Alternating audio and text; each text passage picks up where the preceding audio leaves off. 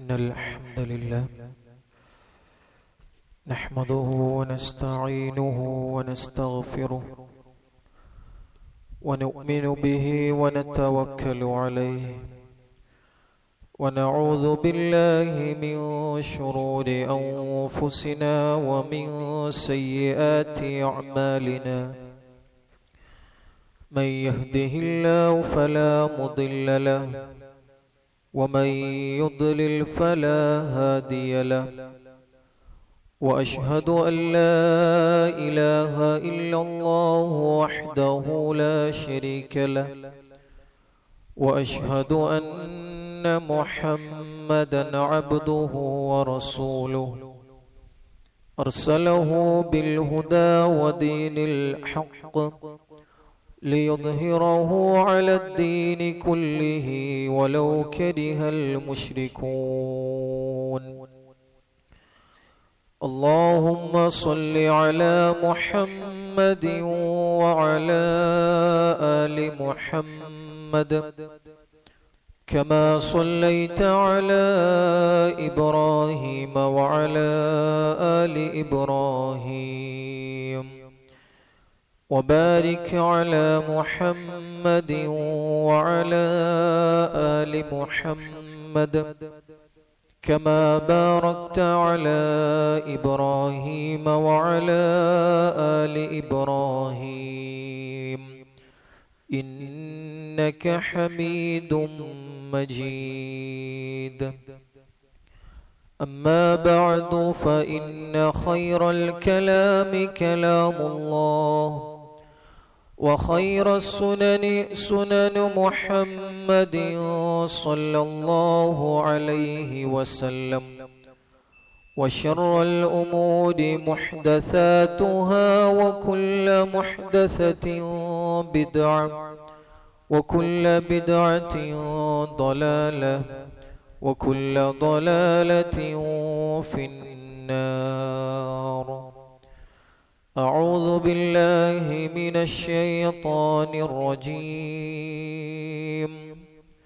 يا أيها الذين آمنوا اتقوا الله حق تقاته ولا تموتن إلا وأنتم مسلمون.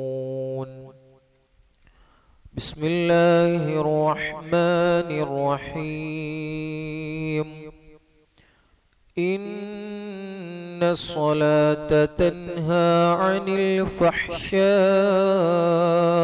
والمنكر ولذكر الله أكبر والله يعلم ما تصنعون. അല്ലാഹുവിൻ്റെ അടിമകളായ സഹോദരങ്ങളെ, അല്ലാഹു സുബ്ഹാനഹു വ തആലയുടെ നിയമനിർദ്ദേശങ്ങൾ ജീവിതത്തിൻ്റെ നിഖില മേഖലകളിലും കഴിവിൻ്റെ പരമാവധി പാലിച്ചുകൊണ്ട് സൂക്ഷ്മതയോടുകൂടി ജീവിക്കുവാൻ ശ്രമിക്കണമേ എന്ന് ആദ്യമായി എന്നെയും നിങ്ങളെയും ഓർമ്മപ്പെടുത്തുകയാണ്, ഉപദേശിക്കുകയാണ്. അല്ലാഹു സുബ്ഹാനഹു വ തആല തഖ്വയിൽ അധിഷ്ഠിതമായ ജീവിതം നയിക്കുന്ന സജ്ജനങ്ങളിൽ നമ്മെ എവരെയും ഉൾപ്പെടുത്തി അനുഗ്രഹിക്കുമാറാകട്ടെ. നമ്മുടെ ജീവിത വിജയത്തിന് ഏറ്റവും പ്രധാന കാരണമായി അല്ലാഹു സുബ്ഹാനഹു വ തആല എടുത്തു പറഞ്ഞ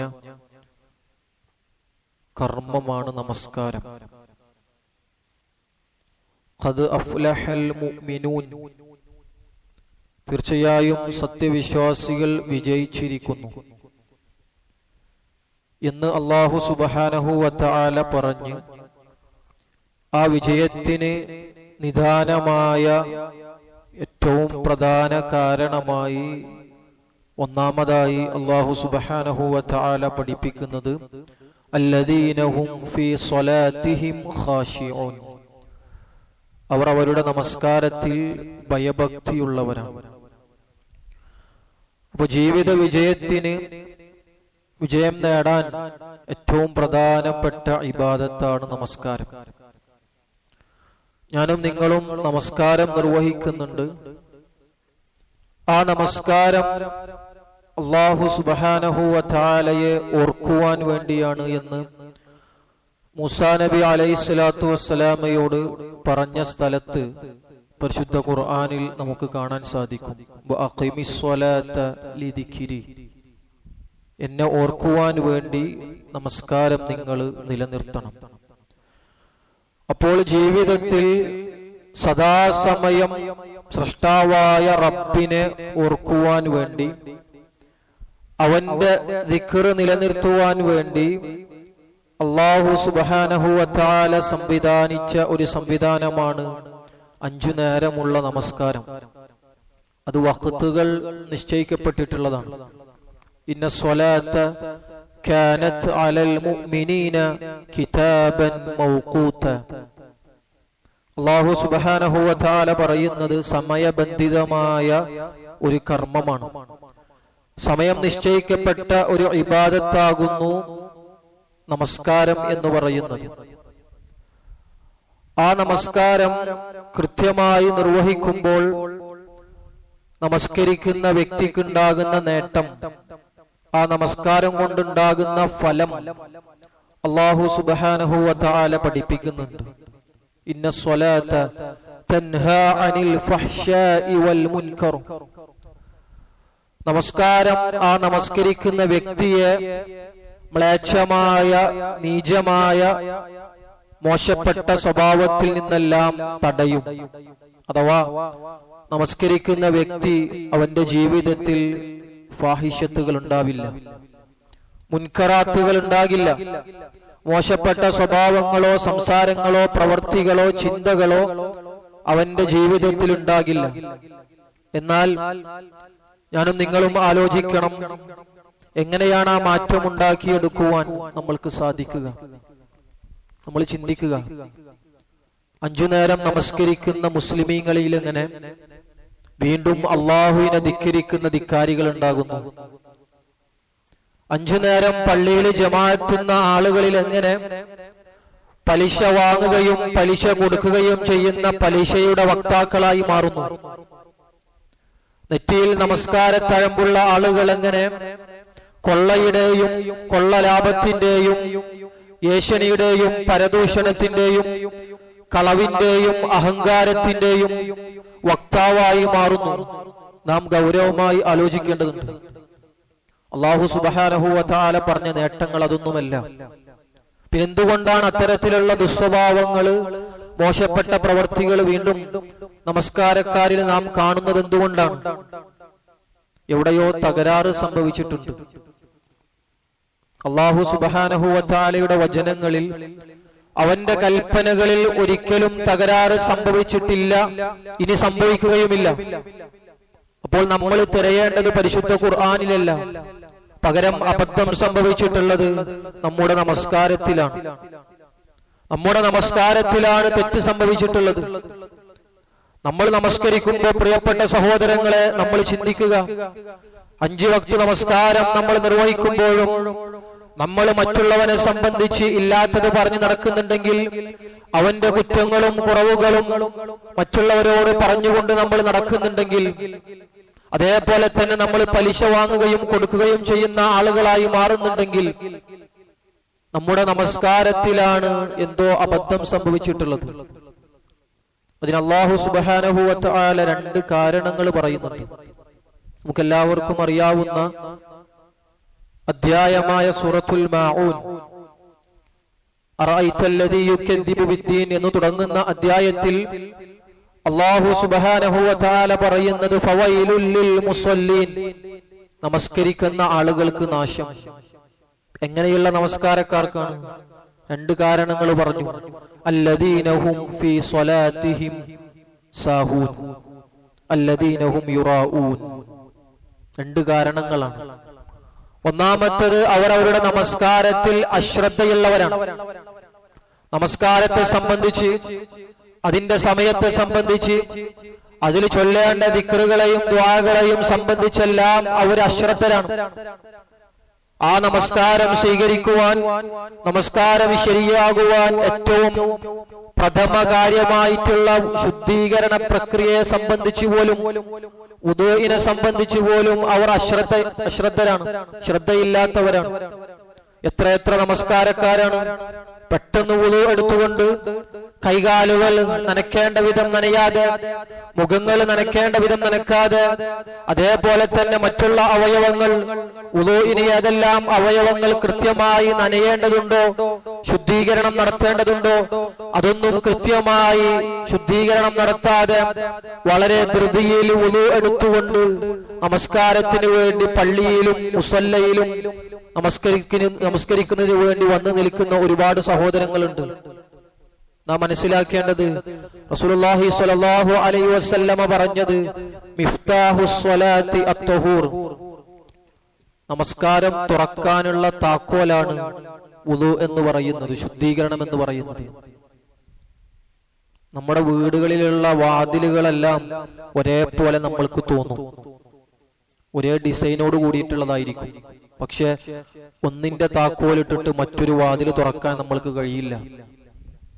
ഇതേപോലെ എല്ലാവരും റുക്കൂ ചെയ്യുന്നുണ്ടാവും, ഇഅ്തിദാല് ചെയ്യുന്നുണ്ടാവും, സുജൂദ് ചെയ്യുന്നുണ്ടാവും, അത്തഹിയാത്തിൽ ഇരിക്കുന്നുണ്ടാകും, സലാം വീട്ടുന്നുണ്ടാകും.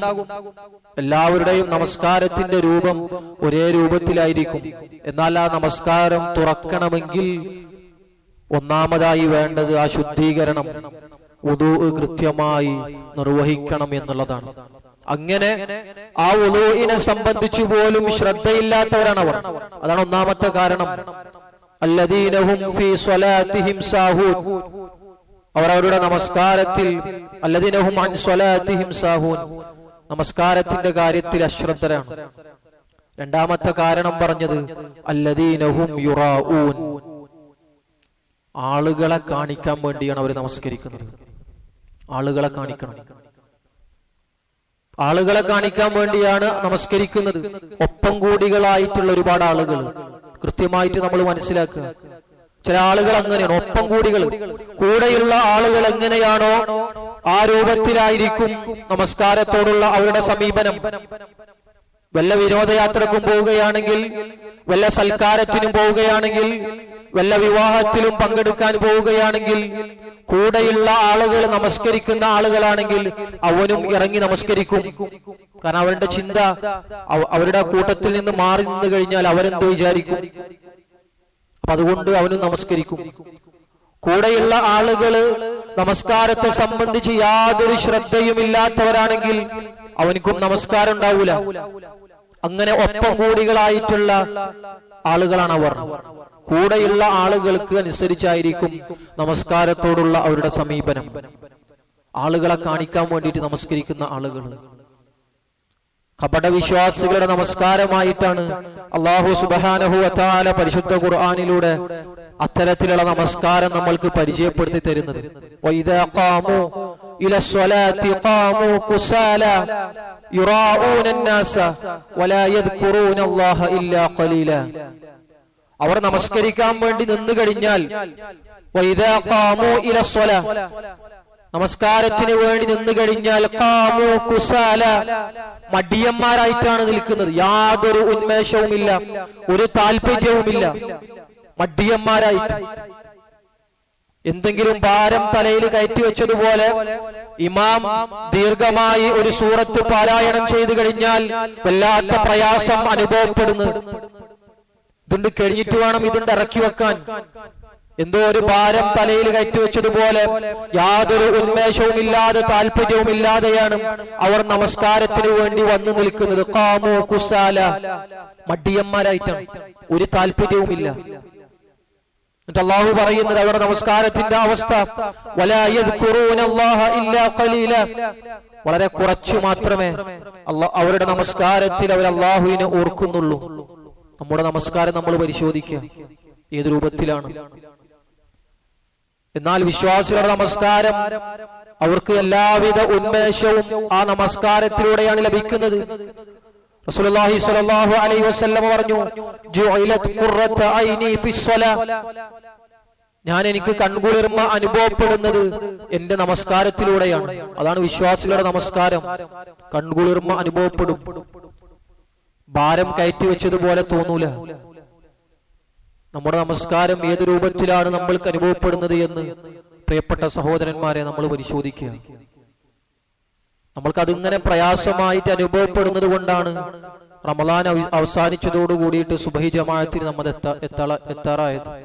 എത്താതെ വന്നത്. നമസ്കാരം മുഷിപ്പായിട്ടും പ്രയാസമായിട്ടും ഭാരമായിട്ടും നമ്മൾക്ക് അനുഭവപ്പെടുന്നത് കൊണ്ടാണ് പരിശുദ്ധ റമളാൻ അവസാനിച്ചതോടുകൂടി ഈദിന്റെ സുദിനം മുതൽ ഈ നിമിഷം വരെ, ഈ ദിവസം വരെ സുബഹി ജമാഅത്തിന് നമ്മൾ എത്താതിരിക്കുന്നത് കൊണ്ടാണ്. നമ്മൾക്കത് കൺകുളിർമയായിട്ട് മാറിയിട്ടില്ല. എത്ര ആളുകൾ സുബഹി ജമാഅത്തിന് എത്തുന്നുണ്ട് ഇപ്പൊ കൃത്യമായിട്ട്? നമ്മുടെ സ്വന്തത്തോട് നമ്മൾ ചോദിച്ചാൽ മതി. അപ്പൊ അതാണ് രണ്ടാമത്തെ കാരണം.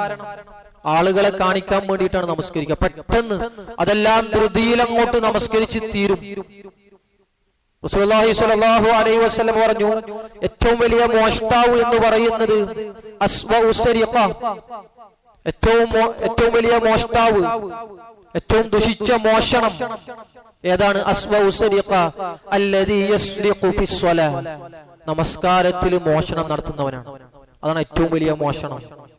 എങ്ങനെയാണ് നമസ്കാരത്തിൽ മോഷണം നടത്തുക? അല്ലദീ ലാ യുതിമ്മു റുകൂഅഹു വലാ സുജൂദഹു, അവനവന്റെ റുകൂഅോ സുജൂദോ പൂർത്തീകരിക്കുകയില്ല. പെട്ടെന്ന് വളരെ ധൃതിയിൽ അതെല്ലാം ചൊല്ലി എഴുന്നേറ്റ് സലാം വീട്ടി പോവും. ഈ രൂപത്തിലാണ് അവരുടെ നമസ്കാരം.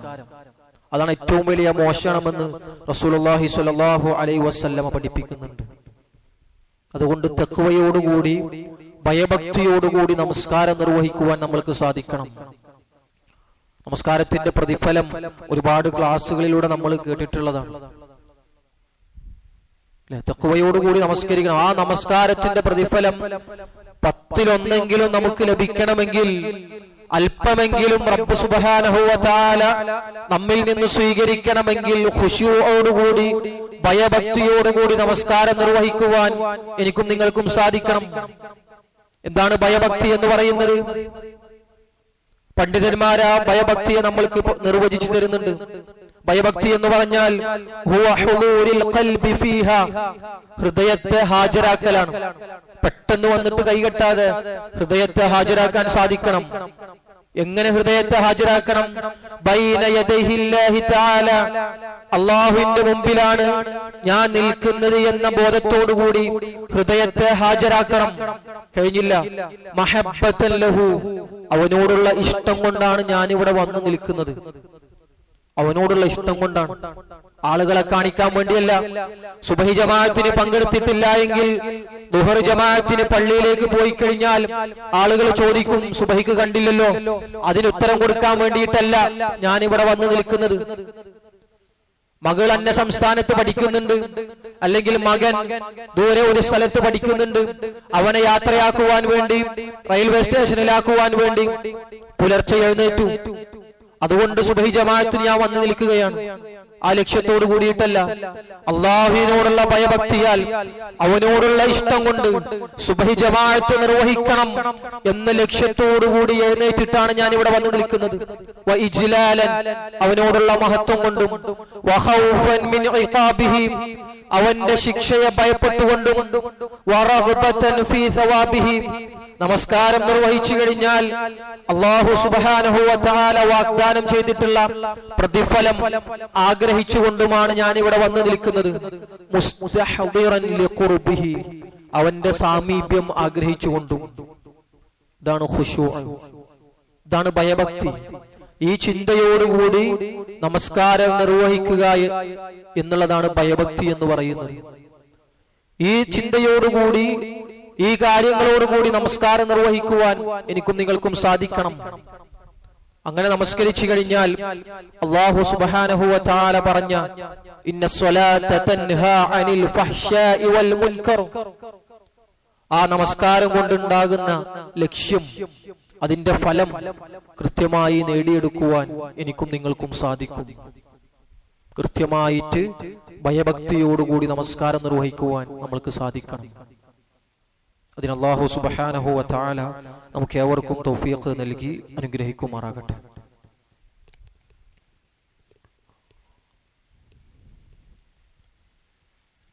അൽഹംദുലില്ലാഹ് സ്വലാത്തു വസ്സലാമു അലാ റസൂലില്ലാഹ് വഅലാ ആലിഹി വഅസ്ഹാബിഹി അജ്മഈൻ അമ്മാ ബഅദ്. ഒരിക്കൽ കൂടി അല്ലാഹു സുബ്ഹാനഹു വ തആലയുടെ നിയമനിർദ്ദേശങ്ങൾ ജീവിതത്തിന്റെ എല്ലാ മേഖലകളിലും കഴിവിന്റെ പരമാവധി പാലിച്ചുകൊണ്ട് സൂക്ഷ്മതയോടുകൂടി ജീവിക്കുവാൻ ശ്രമിക്കണമേ എന്ന് ഉണർത്തുകയാണ്. ഭയഭക്തിയോടുകൂടി നമസ്കരിക്കുന്നതിന്റെ പ്രാധാന്യമാണ് നമ്മൾ പറഞ്ഞു വന്നത്. നമ്മുടെ എല്ലാവരുടെയും ഒരു പ്രശ്നമാണ്, പ്രയാസമാണ്. നമസ്കരിക്കാൻ വേണ്ടി നിന്നു കഴിഞ്ഞാൽ അതുവരെ ഇല്ലാത്ത ചിന്തകളൊക്കെ നമ്മുടെ മനസ്സിലേക്ക് കടന്നു വരും. കൈ കെട്ടിക്കഴിഞ്ഞാൽ തക്ബീറത്തുൽ ഇഹ്റാം മുതൽ പിന്നെ അങ്ങോട്ട് പല ചിന്തകളാണ്. കച്ചവടത്തിന്റെ കാര്യങ്ങൾ, അവിടത്തെ കണക്കിന്റെ കാര്യങ്ങൾ, മാതാപിതാക്കളെ എന്തെങ്കിലും ഏൽപ്പിച്ചിട്ടുണ്ടെങ്കിൽ അതിനെ സംബന്ധിച്ചുള്ള ചിന്തകൾ, ഇതൊക്കെ കടന്നു വരുന്നത് നമസ്കാരത്തിലാണ്. എങ്ങനെയാണ് ഈ ചിന്തയൊന്നുമില്ലാതെ കൃത്യമായിട്ട് ഭയഭക്തിയോടുകൂടി നമ്മൾക്ക് നമസ്കരിക്കാൻ സാധിക്കുക? അതിനൊന്ന് രണ്ട് മൂന്ന് കാര്യങ്ങൾ നമ്മൾ ശ്രദ്ധിക്കേണ്ടതുണ്ട്. റസൂലുള്ളാഹി സ്വല്ലല്ലാഹു അലൈഹി വസല്ലമ പറഞ്ഞു, നമസ്കാരത്തിൽ ഭക്തി നിലനിൽക്കുവാൻ നാം ചെയ്യേണ്ട കാര്യം സ്വല്ലി സ്വലാത്ത മുവദ്ദിഇൻ, ഇത് അവസാനത്തെ നമസ്കാരമാണ് എന്ന ചിന്തയോടുകൂടി നമസ്കരിക്കുക.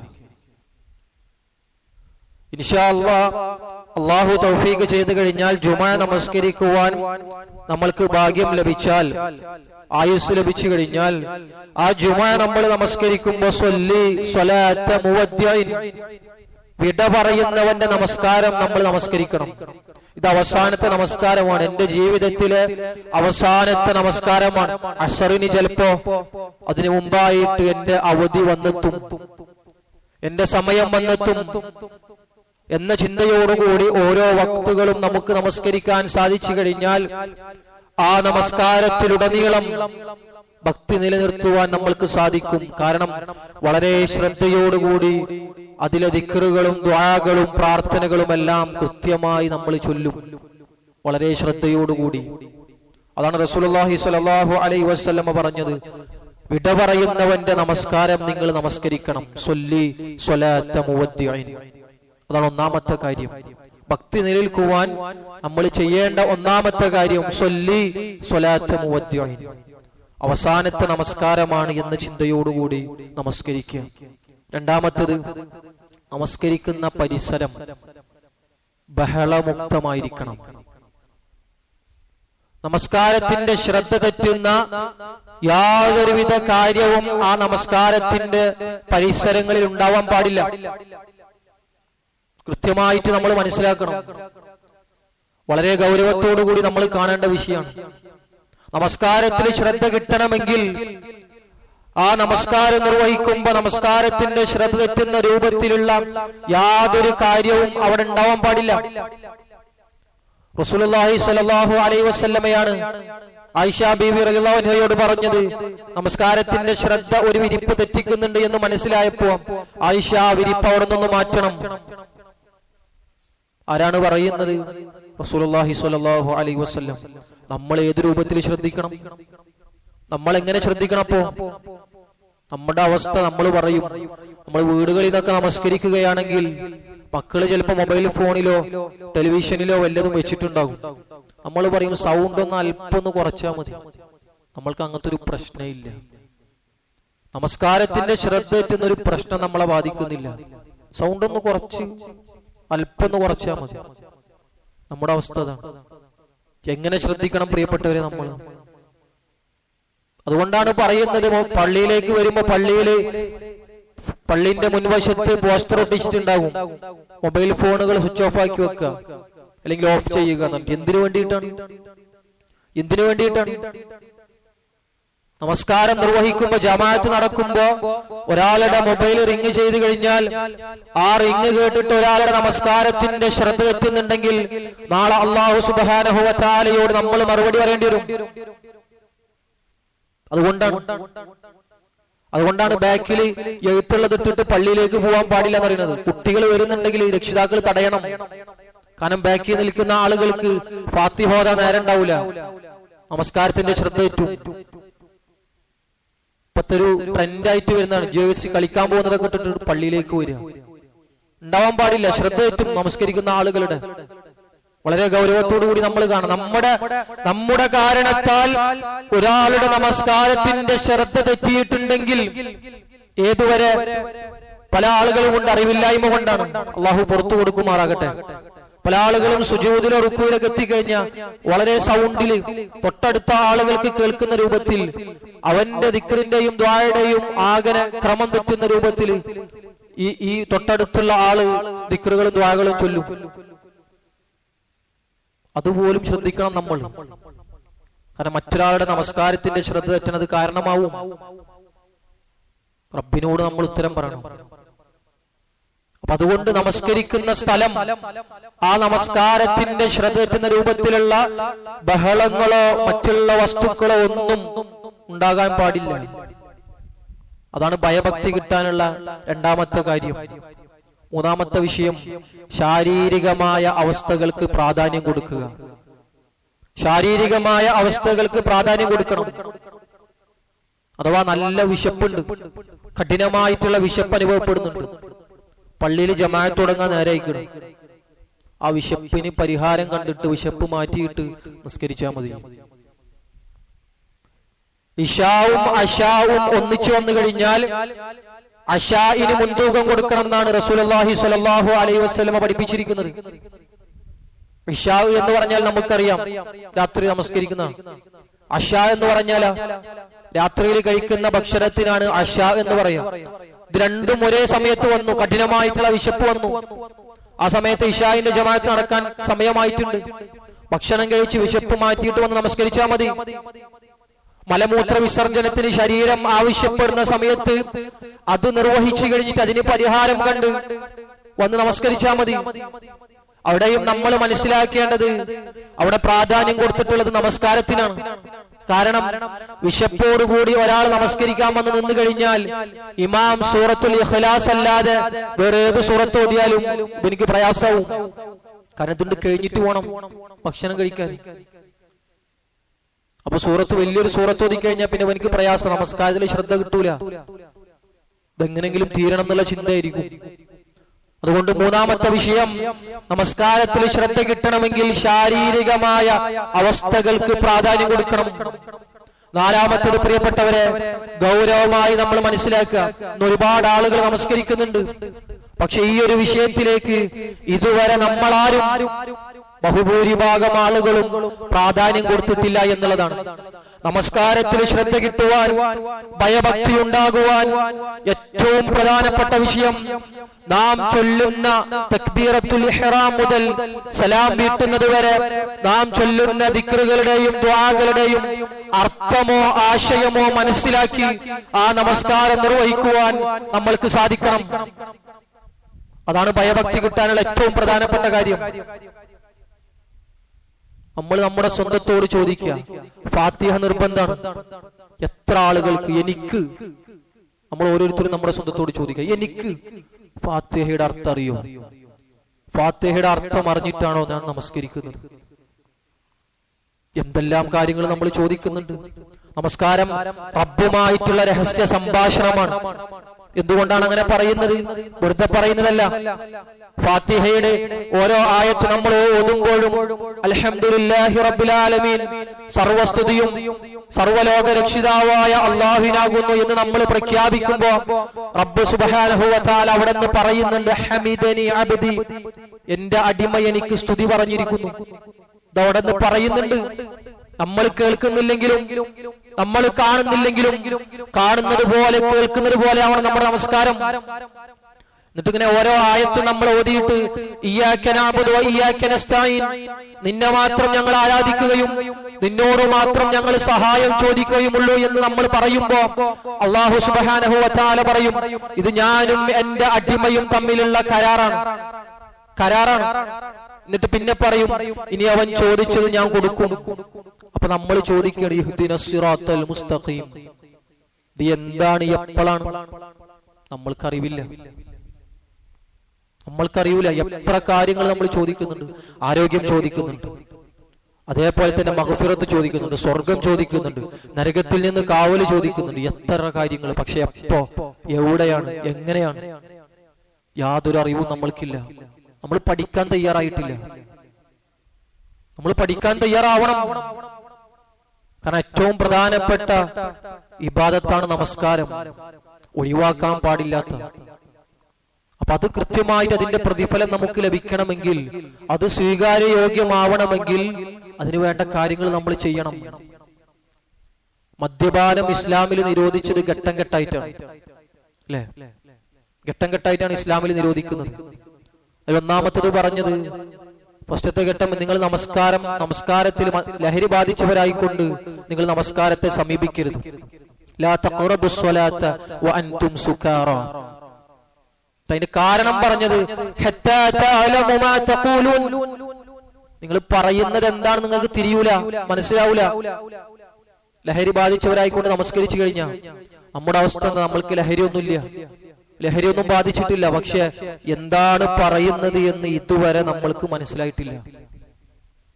റുക്കൂയിൽ എന്താ പറയുന്നത്, സുജൂദിൽ എന്താണ് പറയുന്നത്, നമ്മൾക്ക് മനസ്സിലായിട്ടില്ല.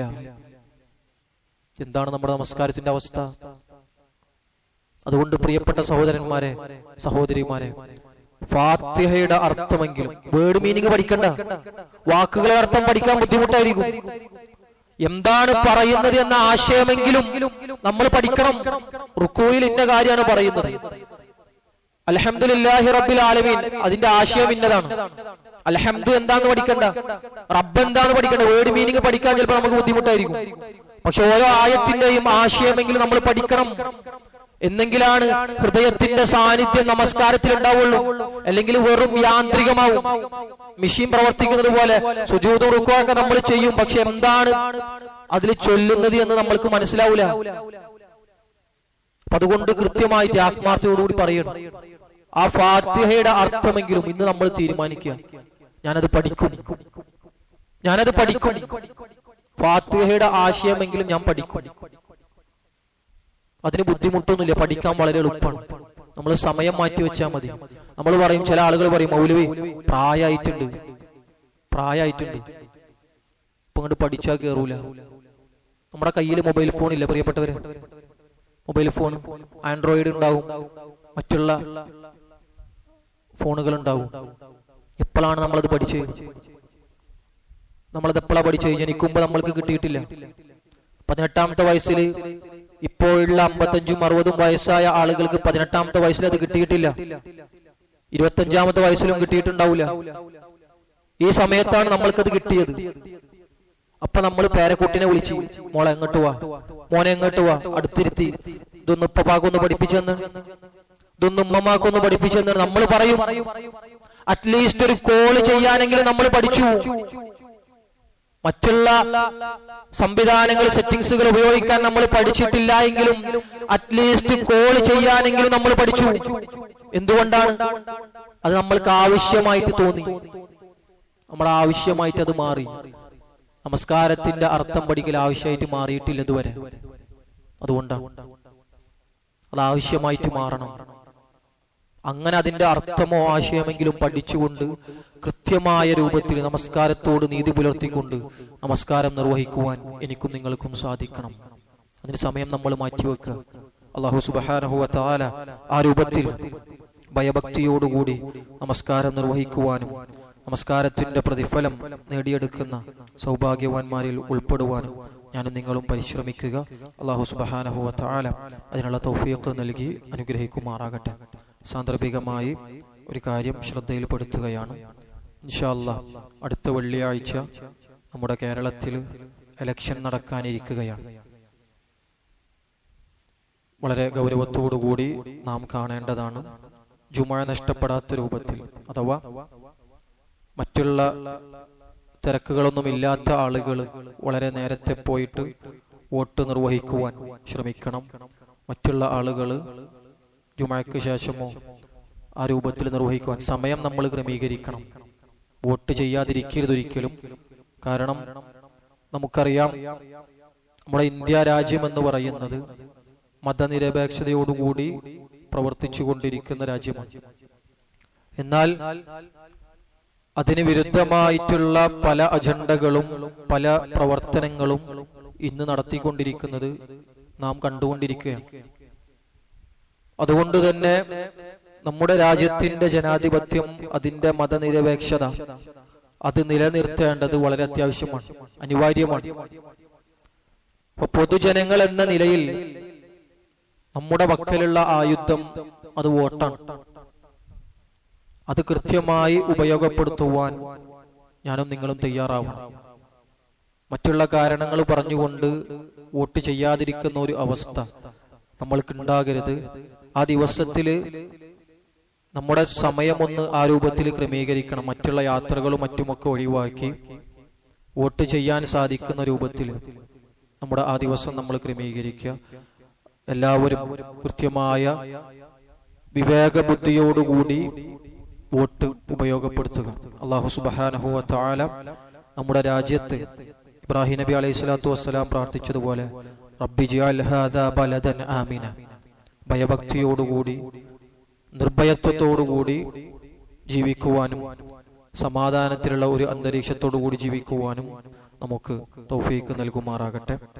ലോകത്തിന്റെ വിവിധ ഭാഗങ്ങളിൽ പ്രയാസം അനുഭവിക്കുന്ന സഹോദരന്മാർക്ക് അല്ലാഹു സുബ്ഹാനഹു വ തആല അവർക്ക് സമാധാനം നൽകുമാറാകട്ടെ. ഗഫൂറും റഹീമുമായ നാഥ, ഞങ്ങൾ ഇന്ന് വന്നുപോയ ചെറുതും വലുതുമായ എല്ലാ പാപങ്ങളും ഞങ്ങൾക്ക് ഏവർക്കും നീ പുറത്തു മാപ്പാക്കി തരുമാറാകണേ നാഥ. റഹമുറാഹിമായ നാഥ, ഞങ്ങൾ ഇന്നിവിടെ ഒരുമിച്ച് കൂടിയ പോലെ നാളെ നിന്റെ ജന്നാത്തുൽ ഫിർദൗസിൽ ഞങ്ങളെ ഏവരെയും നീ ഒരുമിച്ച് കൂട്ടി അനുഗ്രഹിക്കുമാറാകണേ നാഥ. റഹമുറാഹിമായ നാഥ, കഠിന കഠോരമായ നരകശിക്ഷയിൽ നിന്ന്, കത്തിയാളുന്ന നരകത്തിയിൽ നിന്ന് നിന്റെ കാരുണ്യം കൊണ്ട് നീ ഞങ്ങളെ എവരെയും കാത്തുരക്ഷിക്കുമാറാകണേ നാഥ. റഹമുറാഹിമായ നാഥ, മാരകമായ അസുഖങ്ങളിൽ നിന്ന്, പകർച്ചവ്യാധികളിൽ നിന്ന് ഞങ്ങളെ എവരെയും നീ കാത്തുരക്ഷിക്കുമാറാകണേ നാഥ. ക്യാൻസർ പോലുള്ള മാരകമായ അസുഖങ്ങൾ നൽകി ഞങ്ങളെ നീ പരീക്ഷിക്കല്ലേ നാഥ.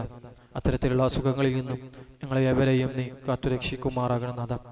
റഹമുറാഹിമായ നാഥ, രോഗങ്ങൾ കൊണ്ട് പ്രയാസപ്പെടുന്ന, പള്ളിയിലേക്ക് വരാൻ സാധിക്കാതെ, ജമാഅത്തുകളിൽ പങ്കെടുക്കാൻ സാധിക്കാതെ പ്രയാസപ്പെടുന്ന ഒരുപാട് സഹോദരന്മാരുണ്ട് നാഥ. അവർക്ക് നീ അവരുടെ രോഗങ്ങൾ എത്രയും പെട്ടെന്ന് ശമനം നൽകി അനുഗ്രഹിക്കുമാറാകണേ നാഥ.